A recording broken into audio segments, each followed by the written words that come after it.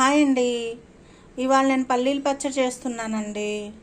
పల్లీలు ఒక 3 గుప్పెళ్ళు, కారానికి సరిపడినన్ని పచ్చిమిరపకాయలు కావాలి. కడాయి పెట్టుకొని అందులోకి కొంచెం నూనె వేసుకోవాలి. నూనె వేసుకున్న తర్వాత ఆ నూనెలోనే పల్లీలు పచ్చిమిరపకాయలు వేసి కలుపుకోవాలి. ఇలా కాసేపు వేగనివ్వాలి.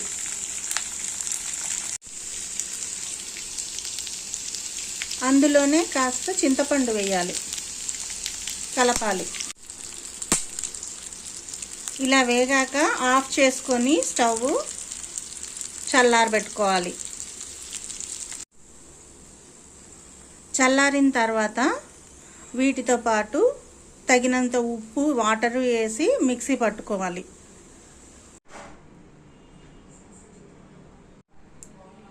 పచ్చడి అయ్యిందండి. దీనికి తాలింపు పెట్టాలి.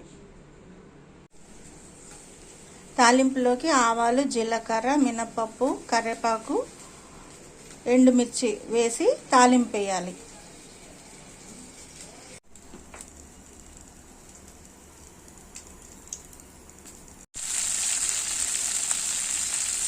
తాలింపు వేసిన దాన్ని పచ్చడిలో వేసి కలుపుకోవాలి. అంతే, పచ్చడి రెడీ.